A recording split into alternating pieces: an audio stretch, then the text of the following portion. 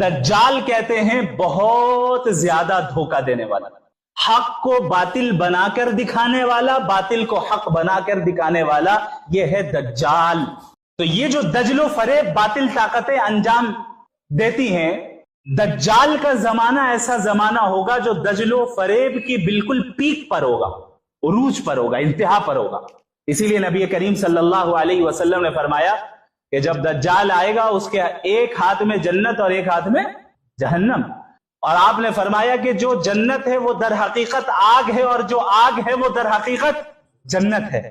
یعنی صحیح کو غلط، غلط کو صحیح، بینیفیشیل چیز کو نقصان دہ بنا کر دکھانا اور نقصان دہ چیز کو بینیفیشیل بنا کر دکھانا۔ اب آپ بتائیے، جس زمانے میں ہم اور آپ رہ رہے ہیں جہاں مغربی تہذیب اور ویسٹرن سویلائزیشن کو اور ویسٹرن آئیڈیالوجیز کو پورا غلبہ حاصل ہے، کیا آج باطل افکار اور باطل آئیڈیالوجیز کو حق بنا کر دکھایا جا رہا ہے کہ نہیں دکھایا جا رہا؟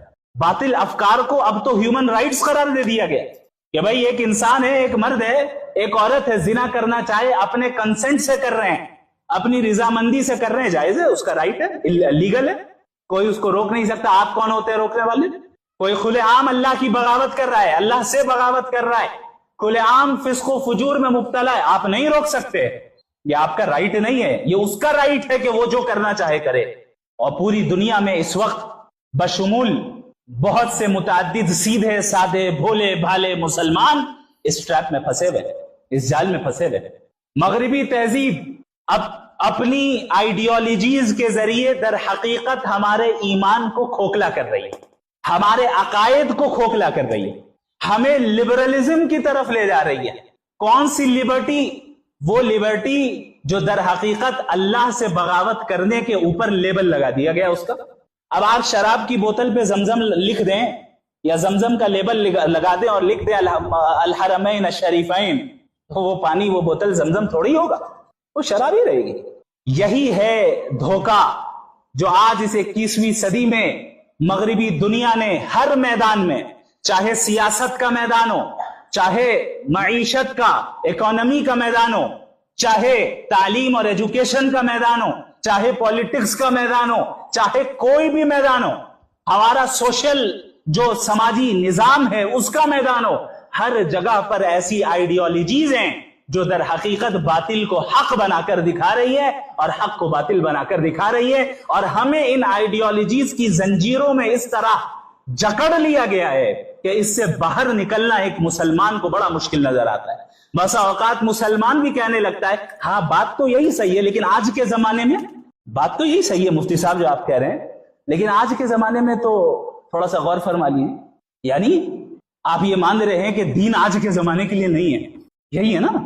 نبی صلی اللہ علیہ وسلم فرما رہے ہیں لا یؤمن احدکم حتی یکون ہواہ تبعا لما جئت بہ، تم میں سے کوئی اس وقت تک مومن ہو نہیں سکتا جب تک کہ وہ اپنی ڈیزائرز کو میری شریعت کے تابع نہ کر دے، اس کی خواہشات، اس کی چاہت، اس کی ڈیزائرز نبی کی تعلیمات کے موافق ہو، اس کے مخالف نہ ہو۔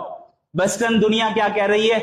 ایبسلیوٹ فریڈم، مطلق آزادی اس وقت ہے جب آپ کی خواہش جس چیز کو کرنے کی ہے اس میں کسی چیز کی رکاوٹ نہ ہو۔ اگر آپ کی خواہش ہے زنا کرنا ہے، کریے، کوئی مذہب رکاوٹ نہیں بن سکتا۔ اگر مذہب کی وجہ سے رک رہے ہیں، آپ بیکورڈ ہیں، کنزرویٹو ہیں، اور آپ در حقیقت غلامی میں مبتلا ہے۔ آپ کو سودی لین دین کرنا ہے، سودی لین دین کیجئے بڑے شوق سے، سود لینا اور دینا۔ اگر اس سے کوئی کتاب تمہیں روک رہی ہے، کوئی خدا تمہیں روک رہا ہے، کوئی مذہب تمہیں روک رہا ہے اور تم رک جا رہے ہو، تو جان لو کہ تم کنزرویٹو ہو اور تم بلائنڈلی فالو کرنے والے ہو۔ یہ باتیں آتی ہیں کہ نہیں آتی؟ آتی ہیں نا۔ اب آپ بتائیے ہم حقیقی دجال کے خروج کے زمانے سے کتنا قریب ہیں؟ یہ سارے فتنے تو در حقیقت چھا چکے ہیں ہر جگہ پہ۔ آپ اکانومی کے میدان میں جائیں، کیپٹلزم کو کیسا غلبہ حاصل ہے، کیپٹلزم کے خلاف آپ کام کر کے دیکھیں، راتوں رات آپ غائب ہو جائیں گے۔ سیاست کے میدان میں آ جائیں، سیکولرزم کو ایسا مقدس نظام بنا کر پیش کیا گیا کہ آپ اس نظام کے خلاف بول کر دیکھیں کیا حل کیا جائے گا۔ آپ انڈیویجول انسان کی لائف میں آ جائے، کس طرح لبرلزم کو پروموٹ کیا گیا، آپ اس کے خلاف بول کر دیکھیں آپ پر کیسی تانو تشنی ہوگی۔ آپ کیسے اینٹی ہیومن رائٹس قرار دیے جائیں گے؟ عورتوں کا مسئلہ آ جائے، کیسے فیمنزم کو ان کے دل و دماغ میں گھول کر پلا دیا گیا۔ آپ حجاب کی بات کرنے کی جرت تو کر کے دیکھیں، پھر آپ کے ساتھ کیا سلوک کیا جاتا ہے۔ یہ زمانہ آ گیا۔ نبی کریم صلی اللہ علیہ وسلم نے فرمایا تھا کہ ایک زمانہ آئے گا کہ جس وقت اس دین پر قائم رہنے والا شخص ایسا ہوگا کالقابض علی الجمر، آگ کے انگارے کو تھامے رکھنے والا۔ اب آپ آگ کے انگارے کو ہاتھ میں کتنے ہی سیکنڈ رکھ سکتے ہیں؟ رکھنا ہے، مضبوطی سے پکڑیں، تکلیف ہو رہی ہے لیکن جھیل رہے ہیں۔ ایسا زمانہ آئے گا کہ جب دین پر عمل کرنا آگ کے انگارے کو تھامے رکھنے کے مقابلے میں ہوگا، اور اس جیسا ہوگا۔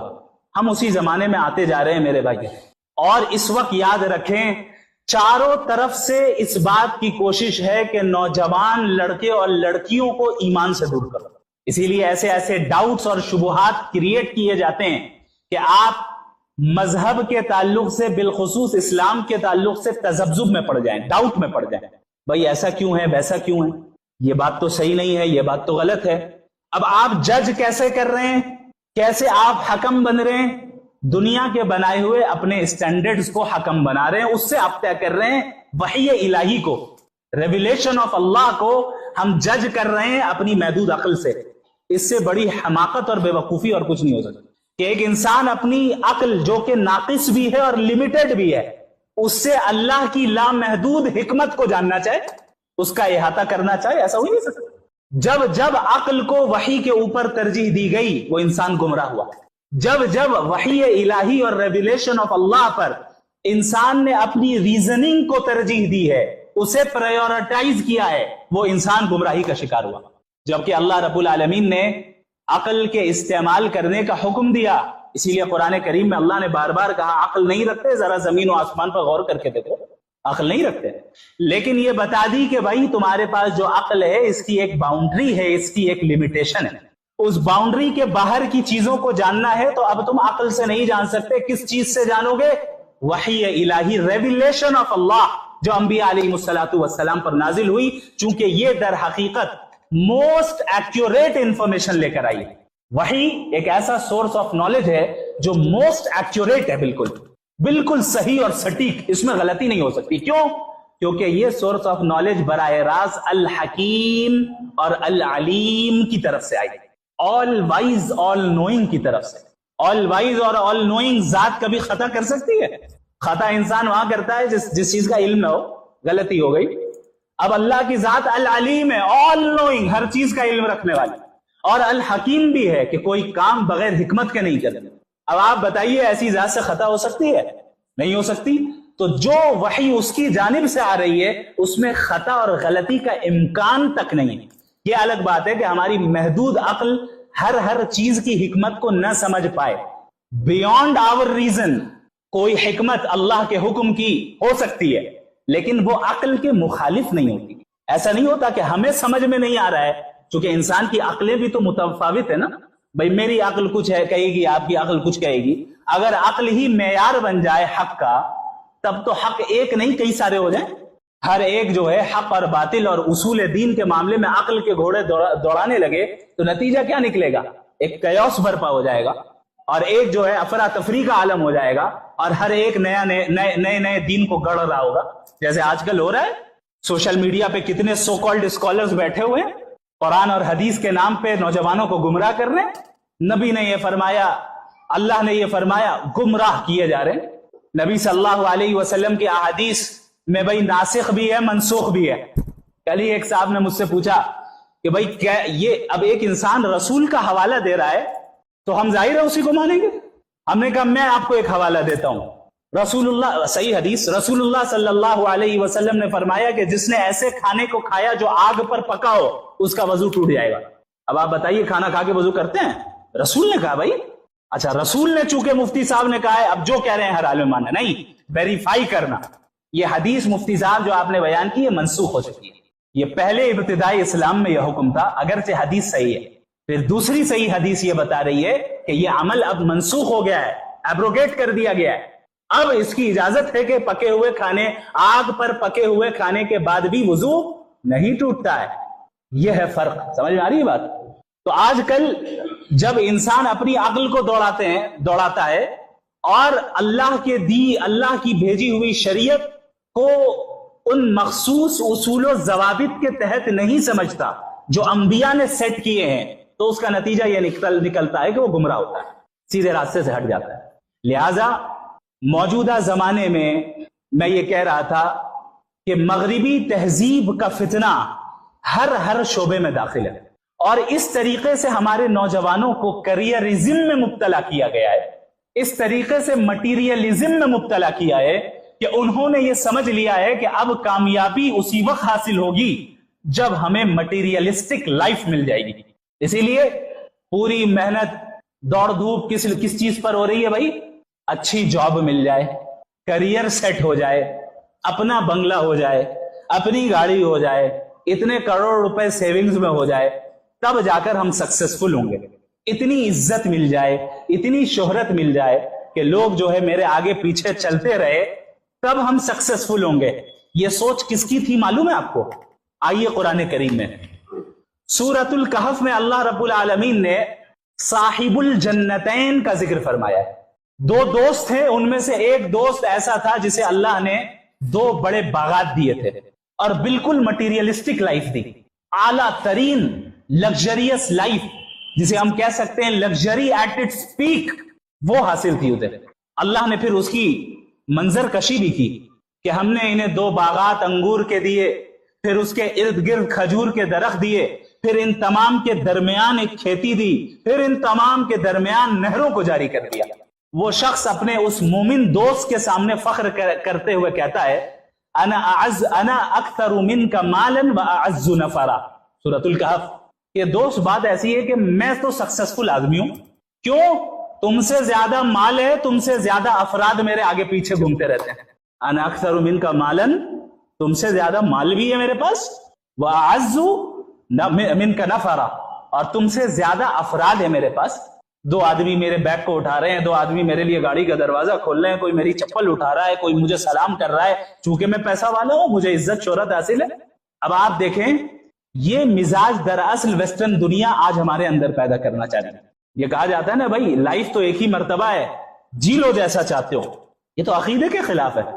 قرآن کہہ رہا ہے ربنا امتنا اثنتین واحییتنا اثنتین، اے اللہ تو 2 بار موت دی ہے آپ نے، اور 2 بار آپ نے زندگی دی ہے، تو ہم تو 2 زندگیوں کے قائل ہیں۔ کون سی 2 زندگی؟ ایک دنیاوی زندگی اور ایک حقیقی دائمی اور ابدی زندگی جس کی کوئی انتہا نہیں ہے۔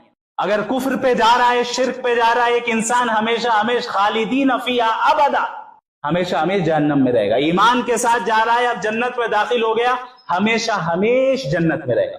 تو معاشرے کا یہ کہنا تو ٹکرا رہا ہے شریعت کے ساتھ کہ بھائی لائف ہے، اپنے مرضی سے جی لو، جو جی چاہ رہا ہے وہ کرتے رہو۔ یہ تو در حقیقت جانوروں کا طریقہ ہے نا، جانور جو چاہتے ہیں وہ کرتے ہیں، جہاں منہ مارنا چاہے منہ مارتے ہیں۔ کیوں؟ زندگی کا مقصد نہیں، ان کے پاس عقل نہیں۔ اللہ نے ہمیں عقل دی، صحیح اور غلط کی تمیز کی صلاحیت دی، اس کے بعد ہم اگر غفلت میں زندگی گزار رہے ہیں تو غفلت کی تشریح اور اس کی ڈیفینیشن، بلکہ اس کو ڈسکرائب قرآن کریم نے اس طرح کیا، اولئک کالانعام بل ہم اضل اولئک هم الغافلون۔ جن کے پاس ہاتھ ہیں، پیر ہیں، دل ہے، عقل ہے، آنکھیں ہیں، ان تمام نعمتوں کو لے کر بھی وہ اپنے رب کو نہیں پہچان رہا ہے اور غفلت میں مبتلا ہے۔ اللہ نے فرمایا اولئک کالانعام بل ہم اضل، یہ جانوروں کی طرح ہے بلکہ جانوروں سے بدتر ہے۔ یہ قرآن کے الفاظ ہیں، میرے نہیں۔ اولئک کالانعام، یہ چوپائے کی طرح ہیں، جانوروں کی طرح ہے، بل ہم اضل، بلکہ جانوروں سے زیادہ گمراہ ہے، جانوروں سے زیادہ بے وقوف ہیں۔ اولئک هم الغافلون، اور غفلت میں مبتلا ہے، غفلت میں مبتلا ہے۔ ایک انسان، عاقل انسان یہ جانتا ہے کہ انبیاء نے در حقیقت کامیابی کا کیا معیار بیان کیا۔ یاد رکھیے میرے نوجوان بھائیوں، پتہ نہیں آپ سے آئندہ کب ملاقات ہوگی یا نہیں ہوگی، اللہ رب العالمین نے کامیابی کا معیار قرآن کریم میں بیان فرمایا ہے۔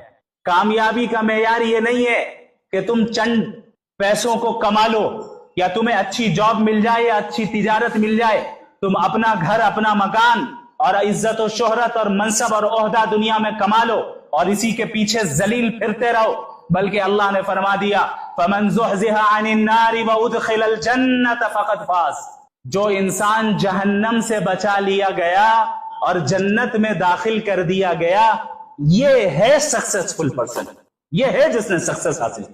اب ہو سکتا ہے ایک انسان ایسا ہو جو دنیا میں غربت کا جسے سامنا کرنا پڑو، فقر و فاقے کا سامنا کرنا پڑو، تو اب یہ فقر و فاقہ اور دنیا میں آنے والی آزمائش جنت میں داخل ہونے سے رکاوٹ نہیں بلکہ معاون بنے گی، معاون بنے گی۔ اسی لیے بعض روایتوں میں ہے کہ نبی کریم صلی اللہ علیہ وسلم نے فرمایا میری امت کے فقراء میری امت کے مالداروں سے 500 سال پہلے جنت میں داخل ہیں۔ اللہ اکبر! کیوں؟ انہوں نے زیادہ تکلیفیں جھیلی، انہوں نے زیادہ قربانیاں دی، انہوں نے زیادہ آزمائشوں کو جھیلا۔ روایتوں میں ہے، صحیح روایتوں میں ہے کہ قیامت کے دن وہ انسان جسے زیادہ آزمائشیں نہیں آئی دنیا میں، جب اس انسان کو دیکھے گا جس کو بہت سی آزمائشوں سے گزرنا پڑا، اور جب ان آزمائشوں کے نتیجے میں آخرت میں اب انعام مل رہا ہے، اللہ کی طرف سے ریوارڈ مل رہا ہے اور ایسی بہترین شکل میں مل رہا ہے، وہ تمنا کرے گا وہ انسان جو زیادہ آزمائشوں سے نہیں گزرا، کاش میرے جسم کو دنیا میں قینچیوں سے کاٹ دیا گیا ہو، اتر دیا گیا ہو، تاکہ مجھے بھی یہ انعام ملتا۔ نبی صلی اللہ علیہ وسلم جنت کو کس طرح ڈسکرائب کر رہے ہیں؟ ما لا عین رأت، یہ جنت وہ جگہ ہے جسے کسی آنکھ نے دیکھا تک نہیں، ولا اذن سمعت، کسی کان نے سنا تک نہیں، ولا خطر علی قلب بشر، اور کسی انسان کے امیجینیشن میں بھی نہیں آئی، امیجینیشن کے بیونڈ ہے جنت اور جنت کی نعمتیں۔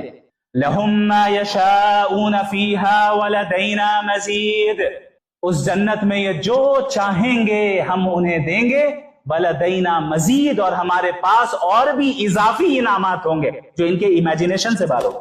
تو جناب یہ جو جنت ہے اتنی سستی نہیں ہے۔ اللہ نے اس جنت کے بدلے میں اس جنت کے سلسلے میں مسلمانوں سے ایک معاہدہ کیا، ایک ایگریمنٹ کیا۔ اس ایگریمنٹ کا ذکر اللہ رب العالمین سورۃ التوبہ میں فرماتا ہے اِنَّ اللَّهَ اشْتَرَى مِنَ الْمُؤْمِنِينَ أَنفُسَهُمْ وَأَمْوَالَهُمْ بِأَنَّ لَهُمُ الْجَنَّةَ، اللہ نے جنت کے بدلے میں مومنین سے ان کی جان اور ان کے مال کو خرید لیا ہے۔ حالانکہ جنت دینے والا بھی اللہ ہے، جان دینے والا بھی اللہ ہے، مال دینے والا بھی اللہ ہے، تمام چیزوں کا حقیقی مالک کون ہے؟ اللہ ہے۔ ہم سب ناقص مالک ہیں، وقتی ٹیمپرری مالک ہے۔ اللہ کا تو حق یہ تھا کہ وہ اللہ رب العالمین یہ الفاظ نہ کہتا کہ بھائی مومنین کو جنت کے بدلے میں ان سے یہ خرید لیا ہے۔ یہ تو اس چیز کے بارے میں کہی جاتی ہے جو آپ کی ہماری اپنی ہو، بھائی ہمارے پاس اپنا تو کچھ ہے ہی نہیں، سب اللہ کا دیا ہوا ہے۔ لیکن اللہ کا رحم ہے، یہ اللہ کی شفقت ہے، ہمارے انسانی فطرت کو سمجھانا، فطرت کے مطابق ایسی بات کہنا جو انسانی عقل کو سمجھ میں آئے۔ اللہ رب العالمین نے فرمایا کہ مومنین کی جان اور مال کے بدلے میں، جنت کے بدلے میں اللہ نے مومنین اور مسلمان کی جان اور مال کو خرید لیا، یعنی اب اللہ جہاں جان لگانے کو کہے گا وہاں جان لگانا ہوگا، اور اللہ جہاں مال صرف کرنے کہے گا وہاں پہ صرف کرنا پڑے گا، تب جا کر جنت ملنے والی ہے۔ ہم نے آپ نے سمجھ لیا کہ بھائی دین کو بس میٹھی میٹھی باتیں لیتے رہو، ہمارے یہاں معروف ہے بھائی کھانے کے بعد میٹھا کھانا سنت ہے، جبکہ ایسی کوئی سنت نہیں ہے، ایسی کوئی سنت نہیں ہے، لیکن معروف ہے۔ کیوں؟ مزہ آ رہا ہے اس میں، پیٹ کو غذا مل رہی ہے، میٹھی میٹھی سنتیں ہیں۔ اسی لیے میں کہتا ہوں ہمارا مزاج کیا بن گیا ہے کہ دین اور سنت کی وہ چیزیں لے لینا جو میرے من کے مطابق ہو، جس میں مزہ آ رہا ہو۔ دن میں قیلولہ کرنا سنت ہے، رات میں تہجد پڑھنا سنت ہے، یہ یاد نہیں آ رہا ہے، لیکن دن میں قیلولہ کرنا سنت ہے، یہ یاد آ رہا ہے۔ کیوں؟ اس میں نفس کو آرام ہے، اور یہاں نفس پر مشقت ہے اور بار ہے، بوجھ ہے۔ نماز، رات کی نمازیں، اللہ اکبر، یہ اللہ کے تقرب کا ذریعہ ہے۔ ایک انسان جو اس کی چاشنی حاصل کر چکا ہے، رات کی نمازوں اور اللہ سے دعاؤں کا ذائقہ وہ حاصل کر چکا ہے، وہ انسان جانتا ہے، وہ بتائے کہ بھئی یہ رات کی نمازیں اللہ سے کیسا مقرب بنا دیتی ہیں، اللہ کی نظر میں کیسا محبوب بنا دیتی ہیں، اللہ تعالیٰ اس نماز کے ذریعے کیسے دن کے کاموں کو آسان فرما دیتا ہے۔ قرآن میں حکم ہوا نا اللہ کے نبی صلی اللہ علیہ وسلم کو، قم اللیل الا قلیلا نصفہ او انقص منہ قلیلا او زد علیہ ورتل القرآن ترتیلا انا سنلقی علیک قولا ثقیلا ان ناشئۃ اللیل ہی اشد وطئا واقوم قیلا۔ اللہ نے ان پوری آیتوں کا خلاصہ یہ ہے کہ رات کے حصوں میں نمازیں پڑھا کیجئے، آدھی رات یا کچھ کم رات میں اللہ کی کتاب کو ترتیل کے ساتھ پڑھا کیجئے، یعلمون تعلمون والی تلاوت نہیں، ترتیل کے ساتھ، ورتل القرآن ترتیلا، ٹھہر ٹھہر کر تجوید کے ساتھ قرآن کا مزہ لیتے ہوئے، قرآن سے استفادہ کرتے ہوئے، اللہ سے کے ساتھ ہمیں ہم کلامی کا گویا کے شرف حاصل ہو رہا ہے، اللہ سے بات کرنے کا شرف حاصل ہو رہا ہے، اس استحضار کے ساتھ پڑھا کیجئے۔ کیوں؟ ہم آپ پر بھاری کلام نازل کرتے ہیں، صبح دن کے وقت آپ کے بڑے کام ہوتے ہیں دعوت کے، لہٰذا رات کی نمازیں پڑھیں، رات کی نماز سبب بن جائے گی دن کے کاموں کو آسان اور ہلکا بنانے کے لیے۔ ہم اور آپ کہاں ہیں اور نبی کہاں تھے اور صحابہ کہاں تھے، ذرا اس پہ غور کیجئے۔ ہمارے ہاں دین بالکل اپوزٹ ہے، ہم یہ سمجھ رہے ہیں چند رسموں کو کر لینا دین کا نام ہے، جب جی چاہا تب نماز پڑھ لی، جمعے میں تو حاضر ہو ہی جا رہے ہیں، جمعہ پڑھ لے رہے ہیں، اور کیا چاہیے، 5 وقت کی نمازیں تو فرضی نہیں ہے گویا۔ ایگزامز آ گئے، اچھا اب تو روزہ نہیں رکھنا